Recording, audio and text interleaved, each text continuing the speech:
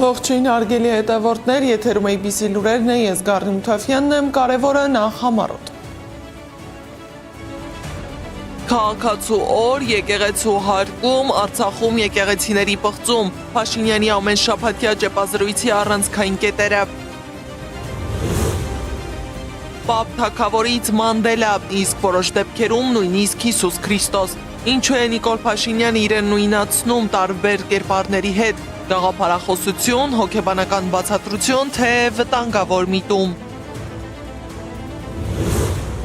Քաղաքական ուժերի ընտրությանը հայտ ներկայացնելու ժամկետը մոտենում է ավարտին, ովքեր են հանձնել փաստաթղթերը կենտրոնական ընտրական հանձնաժողով։ Նորոգված հուշահամալիր, բայց չլուծված խնդիրներ, ինչ վիճակում է Ծիծեռնակաբերդն ու ինչ աշխատանք է իրականացվել։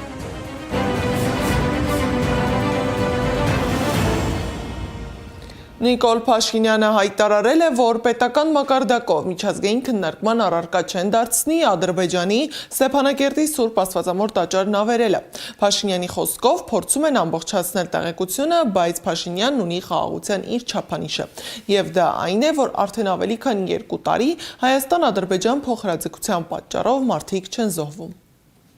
Այս թեմաների նկատմամբ առավել եւս հիմա պետք է լինել շրջահայաց, որովհետեւ նման թեմաները երկսայրի սուր են եւ ինչպես նոր կտակարանում ասվում է, որ մենք պետք է միշտ հաշվի առնենք, որ ինչպես նոր կտակարանն է ասում, դատվելու կտակարանը իր ընթերցողներին ասում է դատվելու եք այն նույն դատով, ինչ դատով որ դատելու եք եւ չափելու եք այն նույն, չափվելու եք այն նույն չափով, ինչ չափով որ չափելու եք։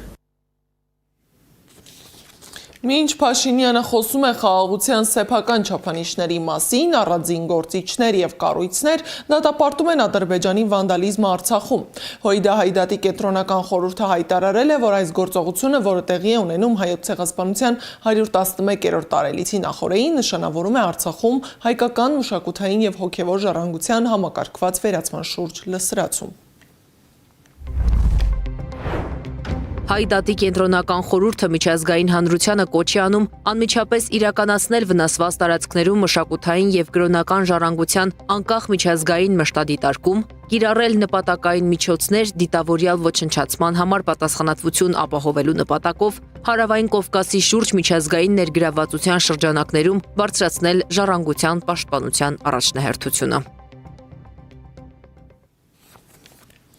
Հայաքվե ազգային քաղաքացիական միավորման համակարգող Ավետիք Չալաբյանն էլ հայտարարել է, որ Ստեփանակերտի Աստվածածնի Հովանու Մայր տաճարը քաղաքի հպարտություններ, նրա քրիստոնեական հավատի եւ ազգային վերազարթոնքի խորհրդանիշը եւ պատահական չէ, որ ադրբեջանցիների համար այն աչքի փուշ էր։ Նրա հայ եւ քրիստոնեական էության մասին ամեն օր հիշեցնող կենդանի վկայություն։ Այս գազանային ոճրագործությունը որևէ արդարացում չունի եւ հատուցում է պահանջում։ Հատուցում, որպեսզի սա շարունակ չկրկնվի մեզ հետ, որպեսզի մեզնից չխլեն ամենաթանկը, մեր հույսն ու հավատը։ Այդ հատուցումը գալու է եւ այն կգա, եթե մենք գիտակցենք, թե մեզ բոլորիս իրականում ինչ է սպառնում։ Եթե մենք չթոթափենք մեր վախերը, ազատվենք մեր մեջ սողոսկած թշնամու հլու կամակատարներից, համախմբվենք ու նորից գործենք որպես միասնական ազգ։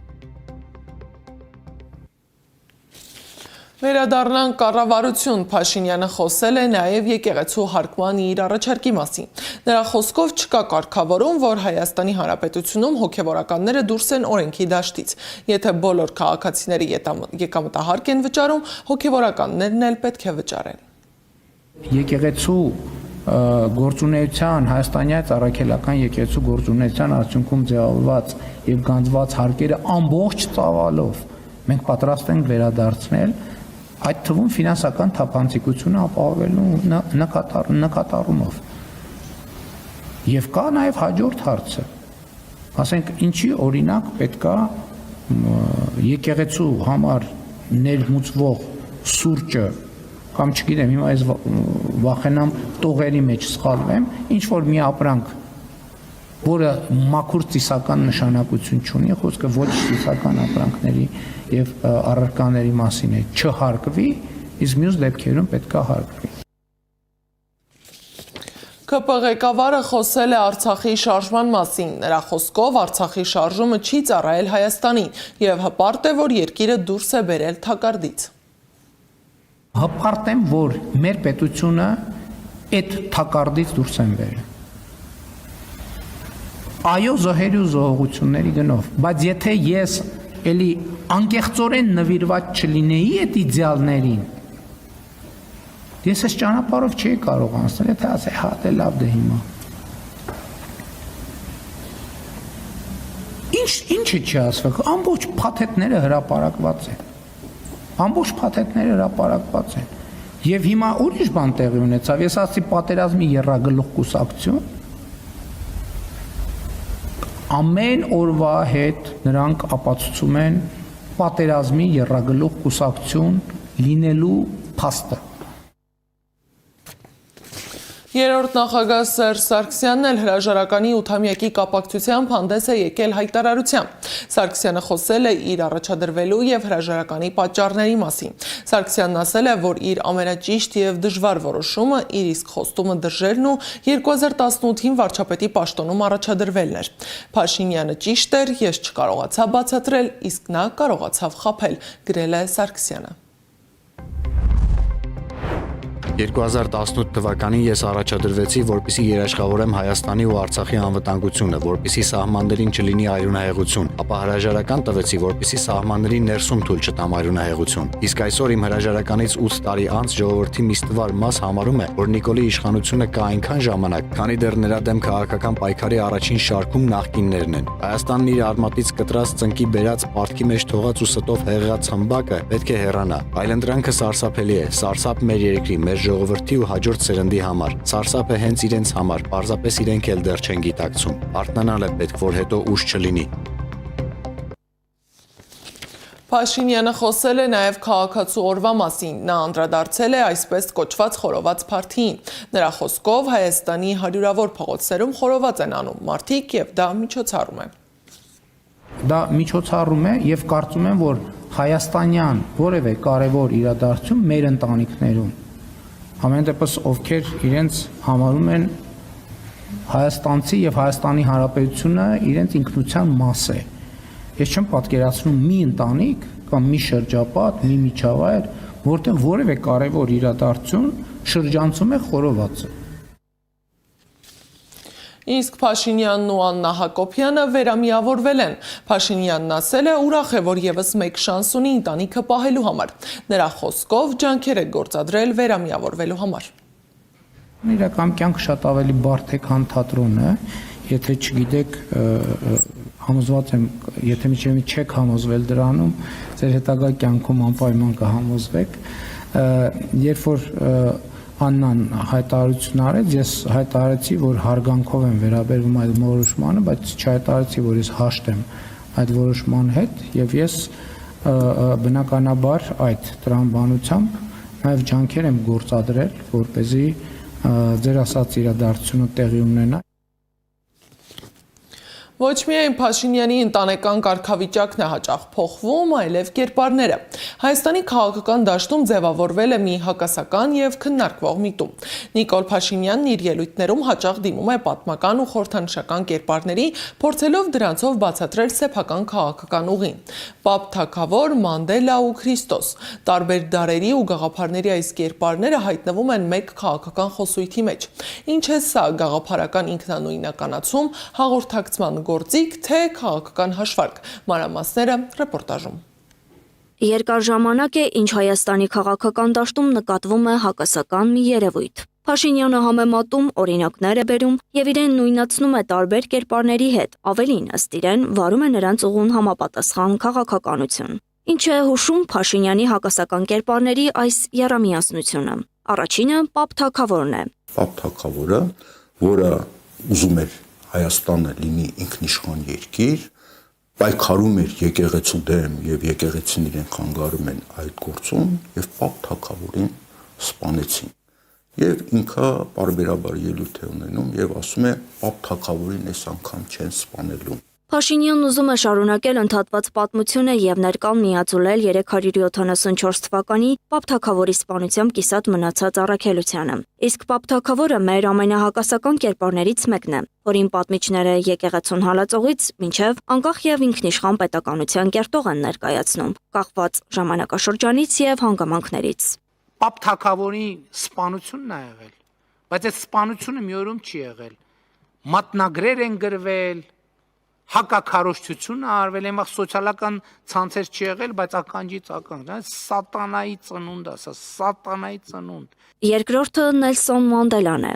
Այսինքն երբեմն մեր երկրի ճակատագիրը որոշում է Նելսոն Մանդելան եւ ինքը հանդես է գալիս որպես խաղաղություն բերող անձնավորություն։ Խաղաղաբեր հերոսի գիծն է, այս դեպքում հերոսի նախատիպը Նելսոն Մանդելան է։ Արմատները խորն են, բարձրաձայնումը դեռևս 2019 թվականից, երբ Փաշինյանը ՄԱԿ-ում ելույթ ունենալիս փառաբանում էր Նելսոն Մանդելային։ There is such a leader,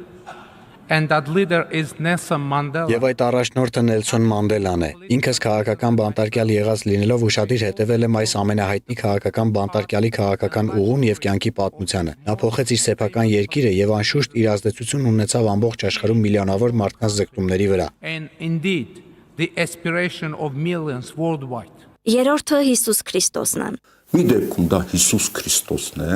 որը տառապում է աշխարհում, բայց ինքը եկել է որպես փրկիչ եւ իրեն չեն հասկանում, իրեն հալածում են։ Մարտին իրեն համարում է Աստծո ընտրյալ, մարգարե, որը գալիս է նոր գաղափարախոսությամբ եւ փորձում փոխակերպել ազգը կամ մարդկությունը։ Աստվածաշունչն էլ համարում է իր կյանքի փոփոխության առհավատչան։ Հիսուս Քրիստոսը իմ հարազատն է։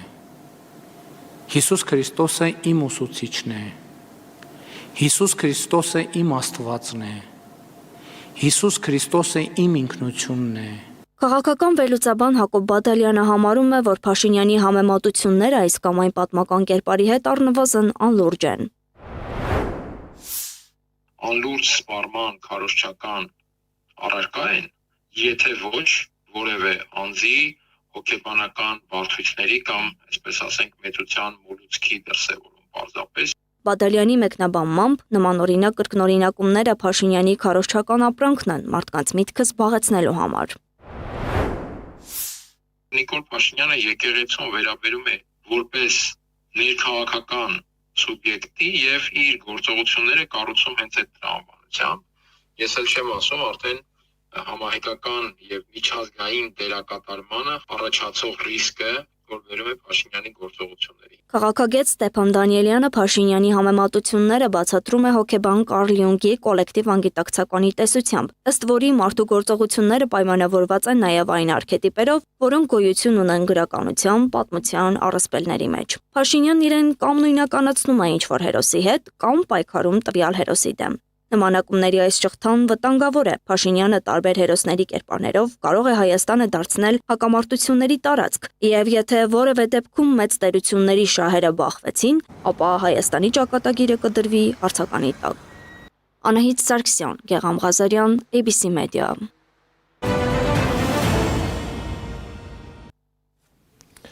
Արտգործնախարարության նախկին աշխատակից Աշխեն Ալեքսանյանին դատապարտել են 2 տարվա ազատազրկման։ Հրապարակի մեր գործընկերներին պաշտպան Աբգար Պողոսյանն ասել է, որ երբևէ դժվար կգտնենք այս հոդվածով նախկինում դատված անձ, որ փաստացի ազատազրկման ենթարկված լինի։ Միջին ծանրության հանցանք է, սկսվում է տուգանքից։ Նրա խոսքով թե պատժի, թե մեղավորության համար բողոքարկելու են վերաքննիչ դատարան, քանի որ արարքում հանցանք չկա։ Ֆրանսիայի նախագահ Էմանուել Մակրոնը մայիսի 5-ին Հայաստան կատարելիք պետական այցի ընթացքում նախատեսվում է ստորագրել երկկողմ ռազմավարական գործընկերության մասին փաստաթուղթ։ Արտաքին գործերի նախարարի տեղակալ Վահան Կոստանյանի խոսքով այս փաստաթուղթը երկար ժամանակ քննարկվել է եւ հանդիսանում է այցի օրակարգի առանցքային կետերից մեկը։ Բացի այդ կստորագրեն ռազմատեխնիկական գործակցության, կրթության եւ արհեստական բանականության ոլորտներին վերաբերող համաձայնագրեր։ Պաշտոնական Երևանը խոստանում է, որ այցը լինելու է բավական հագեցած եւ նոր մակարդակի է բարձրացնելու հայ-ֆրանսիական հարաբերությունները։ Ուժեղ Հայաստան կուսակցության առաջնորդ Սամվել Կարապետյանի որդին Սարգիս Կարապետյանը դիմել է Մակրոնին, շեշտելով, որ Նիկոլ Փաշինյանն այն մարդը չէ, որով ներկայանում է միջազգային հանրությանը։ Monsieur le Président, Դուք Հայաստան եք գալիս մի մարդու հրավերով, որին դուք անվանում եք ձեր ընկերը, բայց որը հայ ժողովրդի թշնամին է։ Նա երկրում ստեղծել է իրավական քաոս, հարձակվելով մեր եկեղեցու, Սփյուռքի եւ նրա քաղաքական հակառակորդների վրա։ Ընտրություններից առաջ դուք նրան տալիս եք եւս մեկ հնարավորություն խաբելու հայ ժողովրդին։ Այդ հանդիպումը անիմաստ է, քանի որ 2 ամսից Սամվել Կարապետյանն է լինելու Հայաստանի Հանրապետության վարչապետը։ Նա տնային կալանքի տակ է եւ ձեզ համար կարեւոր են դեմոկրատական արժեքները։ Հրավիրում ենք ձեզ Սամվել Կարապետյանի հետ հանդիպման։ Ընտրական պայքարը մտնում է վճռական փուլ, քաղաքական ուժերը ներկայացնում են իրենց ցուցակները կենտրոնական ընտրական հանձնաժողով։ Կուսակցություններն ու դաշինքները մասնակցության հայտ կարող են ներկայացնել այսօր, մինչև ժամը 18-ը։ Այս ժամկետը նաև օգտահաշիվ ստանալու դիմումի վերջնաժամկետն է, իսկ ընտրությանը մասնակցել ցանկացող կուսակցությունը կամ դաշինքը օգտահաշիվ ստանալու համար պետք է ԿԸՀ հայտ ուղարկի։ Այս պահի դրությամբ հայտ են ներկայացրել Ուժեղ Հայաստան կուսակցությունների դաշինքը, Հայաստան դաշինքը, Բարգավաճ Հայաստան կուսակցությունը, Քաղաքացիական պայմանագիրը, Հայաստանի շնորհապետական կուսակցությունը, Բոլորին դեմ եմ կուսակցությունը, Ժողովրդավարական համախմբում կուսակցությունը, Միասնության թևերը եւ Լուսավոր Հայաստանը։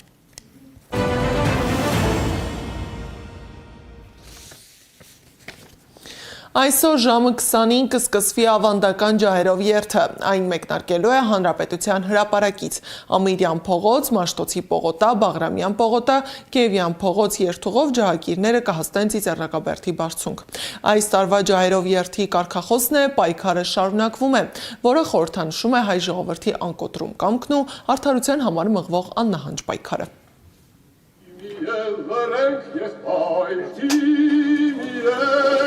Մեր նախապատրաստական աշխատանքները արդեն մի քանի օր է ինչ ընթանում են, ներկա պահին մենք վերաստուգում ենք մեր ջահերը, այն ջահերը, որոնք վերանորոգման կարիք ունենք, վերանորոգում ենք եւ բոլոր ջահերը լիցքավորում ենք դյուրավառ նյութով, որպեսզի ջահերը վառենք եւ մեր պահանջատիրության ջահը տանենք դեպի Ծիծեռնակաբերդ։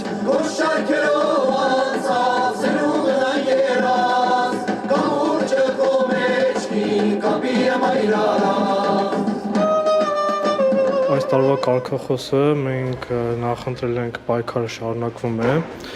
ինչի համար է հենց այդ կարգախոսը, որովհետև պայքարը շարունակվում է հանուն հատուցման, պայքարը շարունակվում է հանուն ճանաչման եւ պայքարը շարունակվում է հանուն արդարության։ Թե 1915 թվականին, թե 2023 թվականի էթնիկ զտումը ցույց տվեց, թե եթե պատասխանատվության չեն ենթարկվում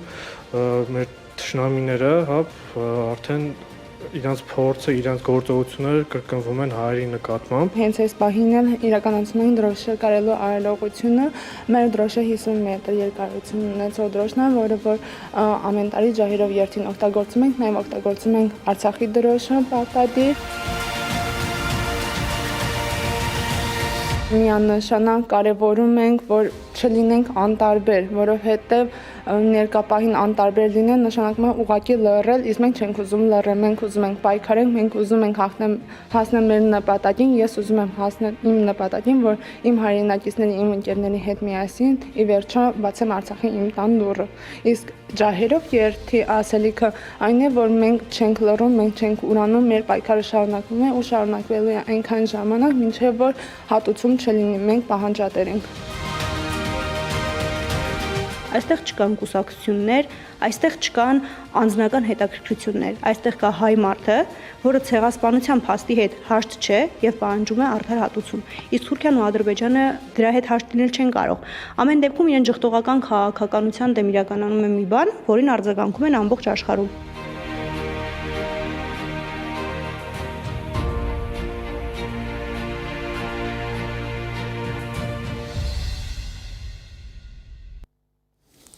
Ծիծեռնակաբերդը վերանորոգվում է, բայց հարցերը չեն ավարտվում։ Պետությունը հուշահամալիրի նորոգման համար հատկացրել է միլիարդավոր դրամներ։ Աշխատանքներն արդեն ավարտական փուլում են, սակայն մասնագետներն ու հասարակական գործիչները մտահոգություն ունեն։ Լուծվել են արդյոք հենց այն խնդիրները, որոնք տարիներ շարունակ մտահոգության պատճառ էին։ Ինչ է իրականում փոխվել Ծիծեռնակաբերդում եւ նորոգված հուշահամալիրը լուծել է իր հիմնական խնդիրները ռեպորտաժում։ Ավարտվել են Ծիծեռնակաբերդի մույթերից 3-ի նորոգման աշխատանքները։ Ըստ ԿԳՄՍ նախարարության նորոգել են նաև Թանգարան ինստիտուտի տանիքը, հուշահամալիրի աստիճանները։ Կառավարությունը նախատեսում է նորոգման ընդհանուր աշխատանքներն ավարտել 2028 թվականին։ Դրանց մեկնարկը տրվել էր 2024 թվականի հոկտեմբերին։ Այս պահին Հայոց ցեղասպանության 111-րդ տարելիցին ընդառաջ Ծիծեռնակաբերդն ունի այս տեսքը։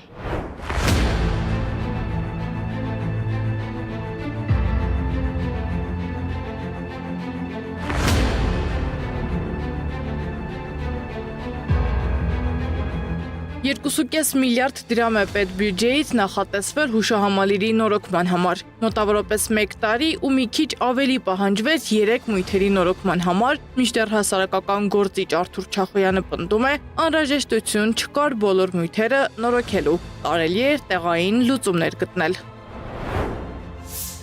Ամբողջ մույթերի հիմնանորոգման կարիք չկա, այսինքն որ բոլոր մույթերը քանդեն եւ նոր սալիկներով բալապատվեն։ Իրականում խնդիր կա տեղային լուծումներով, այսինքն որ մի քանի հատ քարերը հանեն եւ նորը տեղադրեն, բայց ոչ թե ամբողջ քարերը հանեն եւ նորերով փոխարինեն։ Ըստ նախագծային փաստաթղթերի նախատեսվում էր իրականացնել նաև ջրահեռացման համակարգի արդիականացում նոր խողովակների անցկացմամբ։ Սակայն ինչպես նշում են քննադատները, այդ հատվածում աշխատանքներ չեն իրականացվել եւ հիմնականում փոխվել են միայն մույթերի սալիկները։ Այն ինչի համար քարերը հեռացել են, որ նորոգման աշխատանքներ իրականացնեն, այդ աշխատանքները չեն իրականացել։ Այսինքն ոնց որ իրանք քանդեն, որ տակը խողովակներ անցկացնեն, պայմանական։ Իրանք քանդում են, խողովակները չեն անցկացնում եւ քարերը դնում են։ Ջրահեռացման համակարգի անհրաժեշտության մասին առաջին անգամ Կրթության, գիտության, մշակույթի եւ սպորտի նախարարն է խոսել։ Անցած տարի Անդրեասյանը հայտարարեց, վատ վիճակ է հուշահամալիրում, բացակայում է ջրահեռացման համակարգը։ Ժամանակին ջրահեռացման ամբողջ համակարգը մտածված չի եղել եւ մենք ունեինք իրավիճակ, երբ որ անձրևաջրերը հոսում էին եւ ամբողջ ուրեմն այդ տարածքում առաջացել էր լուրջ խնդիր։ Այս իրավիճակը հարցեր է առաջացնում ծրագրի առաջնահերթությունների եւ արդյունավետության վերաբերյալ։ Իրականացվել են արդյոք հենց այն աշխատանքները, որոնք առաջնային էին հուշահամալիրի պահպանության տեսանկյունից։ Ինչի է քանդել, եթե որ պիտի պրայմեր գսեք, ու չեք գսա։ Այսինքն ուղղակի փող դուրս գրելու միջոցներ է եղել, որտեղ այս փաստաթղթերը ուսումնասիրել եմ, այնտեղ ահռելի ոչ հիմնավոր գումարները դուրս գրվում։ Հուշահամալիրի նորոգման աշխատանքներին ուշադիր հետևած Չախոյանը վստահեցնում է, չլիներ հանրային ճնշումը, Ծիծեռնակաբերդն այսօր չէր գործի։ Քննադատներն ասում են, նման մասշտաբի եւ խորհրդանշական նշանակություն ունեցող վայրում ցանկացած միջամտություն պետք է լինի առավելագույնս հաշվարկված, թափանցիկ եւ մասնագիտական լայն քննարկումներից հետո։ Հակառակ դեպքում նորոգում անվան տակ իրականացվող աշխատանքները կարող են ոչ միայն չլուծել առկա խնդիրները, այլև ստեղծել նորերը։ Սեդամ Ակարյան, Տարոն Խանդիլյան, Գեղամ Ղազարյան, ABC Media։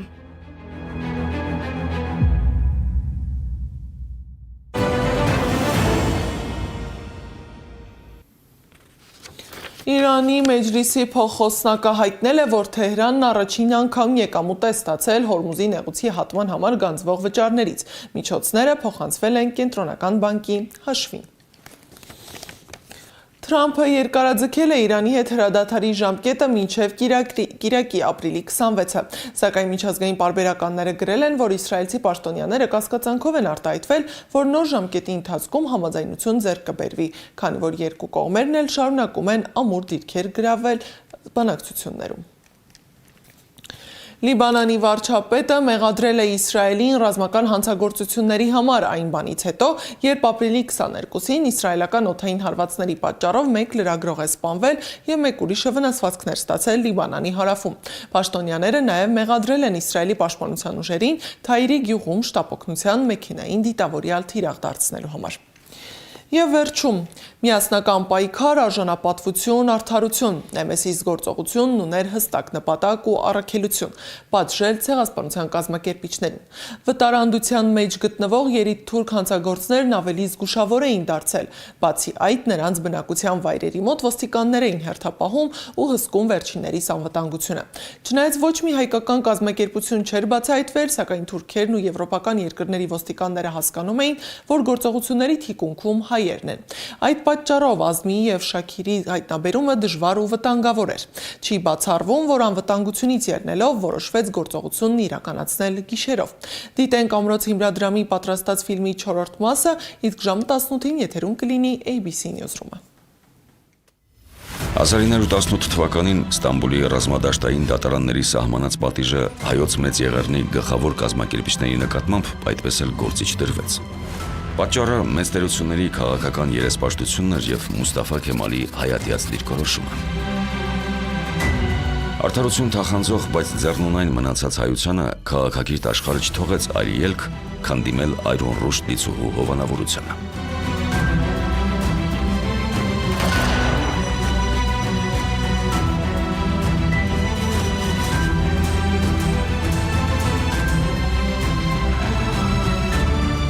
«1919 թվականի աշնանը Երևանում ընթացող դաշնակցության 9-րդ համաժողովին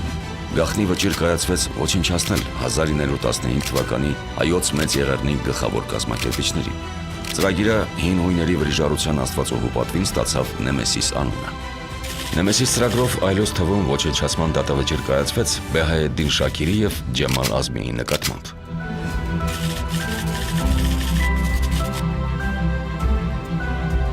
Բեհայեդդին Շաքիր, Իթիհադ վեթերակի կուսակցության երևելի անդամ,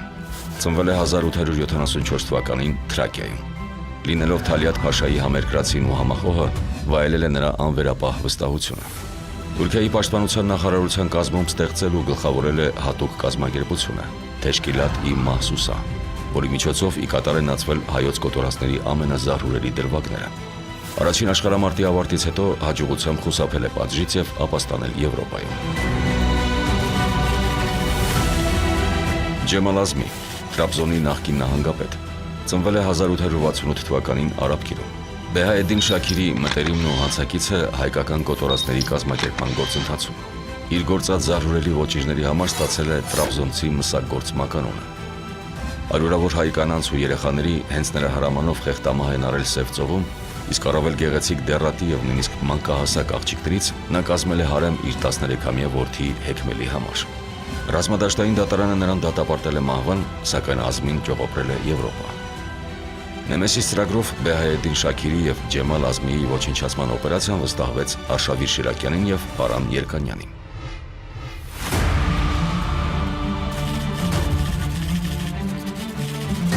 Արշավիր Շիրակյան ծնվել է 1900 թվականին Պոլսում։ Պատանի հասակում ներգրավել է հայոց ազատագրական պայքարին եւ վարել ընդհատակյա գործունեություն։ Հետախույզի եւ մարտիկի բնածին բացառիկ հատկությունների շնորհիվ ներգրավել է Նեմեսիս ծրագրում եւ դարձել նրա գլխավոր հարվածային ուժը։ 1920 թվականին մարտի 27-ին Պոլսում ոչնչացրել է հայ մատնիչ թուրքական ոստիկանության գործակալ Վահե Իհսանին։ 1921 թվականի դեկտեմբերի 5-ին Ռոմում գնդակահարել է Օսմանյան կայսրության նախկին վարչապետ Սաիդ Հալիմին։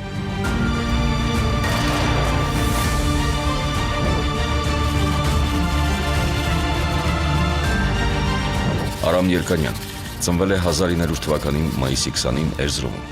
Պատանի հասակից ներգրավել է ազգային ազատագրական պայքարին։